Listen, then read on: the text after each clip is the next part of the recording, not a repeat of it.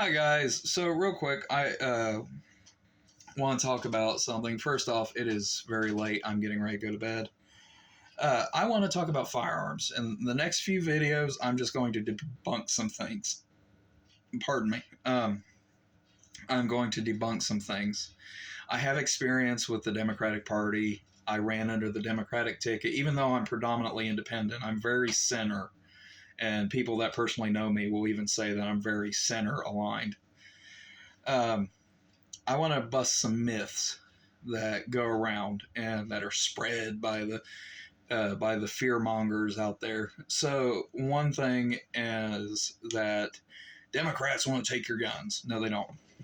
No, they don't. First off, I am very pro firearm all day long.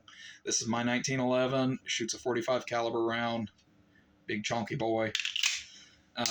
This is a reproduction of a Colt. And then I have my AR, and my release is jammed for some reason. There we go. That's weird. What in the hell? I'll have to take that apart and figure it out. Anyway, 5.56 full metal jacket rounds. And I was always a big firearm guy, even before politics. Even before I went into the military, I was a big firearm guy. In fact, I have 13, I think. And for people that are out there saying, Jesus, that's a lot. Well, I mean, it's a hobby. I like the mechanics of them. I like how they operate. I like, it's kind of like how people going into classic cars. There's things you like about it. I use them for target practice. I use them for hunting. I use them for sports shooting. Me and my friends have literally went out and thrown clay pigeons and just seen who could outshoot each other. So in terms of the Democrats, no, they don't want to get rid of your guns. And before you start typing in the comments, let me explain. Did you know that the United States Congress prohibits, absolutely full tilt prohibits, anyone from studying gun violence in the United States? Not the FBI, not the CIA, not the NSA, Homeland Security, not your local police department, not the CDC, not anybody. Nobody is allowed to go near firearms. And that's because the NRA lobbies and pays politicians to say no. And the second something starts to get a little traction, they say, well, they're taking away your gun rights. There's going to be martial law and dictatorships around the corner, da-da-da. No. In fact, if you need proof, and yes, there are things that I hated about him, but like look back at Obama, gun sales actually were the highest during his presidency, even higher during Trump's. Yeah, more guns were sold during Obama's time than Trump's, and Obama never once took guns. And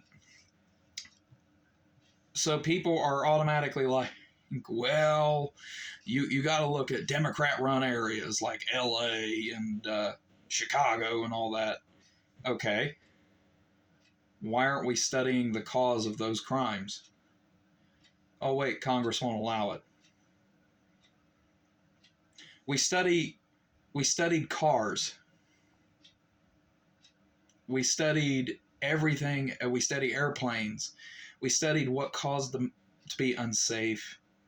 And yet we don't do that towards firearms. Because people block it. They fearmonger. Personally, I, for the most part, think a lot of the gun laws are fine where they're at right now. I would like to see, the only thing I would actually change really heavily is if you're a first-time gun owner, you should have to go through a firearms safety course. Because I have met idiots with firearms. I have been flagged by people that I've taken to target practice and shown them how to use a weapon. Like, yes, I've actually taught people how to use a weapon. And they'll be out there, bang, bang, click. oh, it didn't go off, what do I do? And suddenly they're flagging everybody. And they have no sense. They have no common sense, like, hey, this didn't go off, I should probably turn around and point it at people. Oh, well, it went bang. Oh, God, that person's dead. Yeah, I think there should be a law in that instance. Like, hey, if you're a first-time gun owner, you have to go through firearm safety. And not everybody has that. I mean, if you need proof, go at r/idiots with guns on Reddit. There's so many videos of dumbasses out there waving their guns around, they're going like this, and then suddenly it turns into a live leak video and you see somebody die because they're being stupid. So I would like to see that. And while there's actually a large firearm community within the Democrat Party, I was actually really surprised when I went in there with this preconceived notion that I'm going to disagree and grind with them on a lot of things. But as time has gone on and I've actually met people and talked to them one-on-one and met politicians that are in the party, they're actually decent people. Granted, there's some scum. I can name people that are in state politics that are just, yeah. There's a current senator for Ohio. He's the current senator. And I spoke to him face to face, was standing there talking to him, and I was talking to him about schools. And the only thing I thought the entire time I was talking to this guy is this guy would stab me in the face for $1. And a former senator who's trying to run for Senate right now is the most self-righteous, pretentious, I don't know what you call, but yeah. But in terms of firearms, there is a firearms community. Now, there is people that try to make the argument, well, they didn't know about repeating rifles and everything. They could have never predicted automatics. They had everything from the Chambers rifle, which was a multi-barreled musket that fired all the rounds at once in Pennsylvania before the American Revolution. You had the Puckle gun, which was literally a cannon that had a crank on the back, like a big Gatling gun, before the Gatling gun, actually, that fired rounds consecutively. You had a rifle from Belgium, I do believe, where it held 30 paper cartridge rounds in the stock, and you would fire, chuck the lever down, it would drop a round back in, flip it up, close the flash pan, click, fires.